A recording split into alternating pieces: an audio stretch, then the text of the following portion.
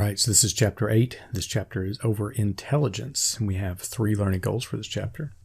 Explain the concept of intelligence, discuss the development of intelligence, and then we'll talk a little bit about intellectual disability / giftedness and creativity. So to start off, what is intelligence? Intelligence, according to the textbook, the definition that they go with is the ability to solve problems and to adapt and to learn from experiences. A problem with intelligence is the measurement. So it's not like height or weight. We have to evaluate intelligence indirectly. Some other definitions for intelligence would have different emphases, including creativity, which we'll talk about a little bit later, and the idea of interpersonal skills like emotional intelligence. Individual differences in intelligence are measured by intelligence tests, which are designed to tell whether a person can reason better than the other people who've taken the test already. And the first intelligence test we'll talk about is the Binet test. You may have heard of the test. Now for Binet, he was asked to devise a method of identifying children who were unable to learn in school.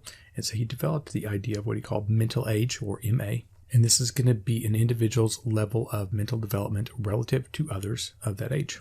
William Stern actually created the concept of IQ. And so this is going to be a person's mental age divided by their chronological age, or CA, and then multiplied by 100. So I know it's kind of complex.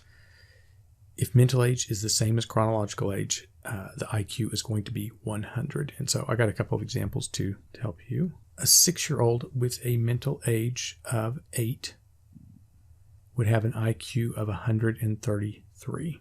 And how that works is that's going to be an 8 divided by 6 times 100.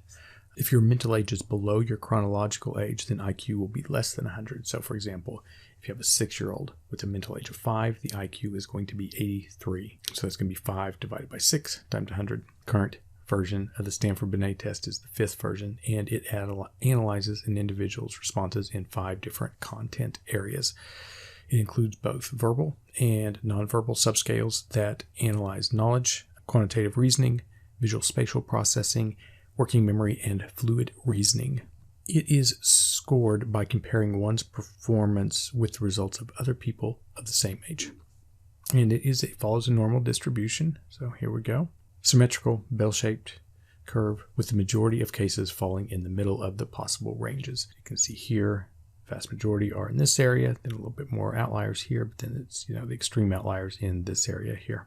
The average is 100, but the range basically is for average is 85 to 115. The Stanford Binet continues to be one of the most widely used individual tests for intelligence. And yes, figure 1 if you would like to look over these, the distribution. The Wesler Scales are another set of tests developed by David Wesler. The Wesler Preschool and Primary Scale of Intelligence, the 4th edition, tests kids from 2 years and 6 months to 7 years and 3 months of age. And then there's also a scale for children and adolescents, and it goes from 6 to 16 years of age. The Wesler Scales provide an overall IQ score like the Stanford Binet, but they also yield several composite indexes. So one of the issues some people say with Stanford Binet is it just gives you one score when it's like maybe there's several different other areas that you should have scores in. So the Wesler addresses some of that. There are 11 subscales. 6 of them are verbal, 5 of them are nonverbal. And so you can see some of those sample subscales in figure 2 if you would like to look over those and see what some of the concepts are that they're trying to get at. With intelligence tests, sometimes there's good uses for them and sometimes they get misused.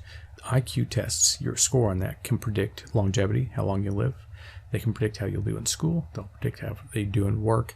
But there's also, several other factors that are going to contribute to that. It's not going to be a correlation, it's not causation type thing. So you might have a high IQ, but you're going to have all these other possible advantages. Maybe you came from a good home, etc. The book says that one of the single biggest misuses of intelligence tests is the idea of false expectations.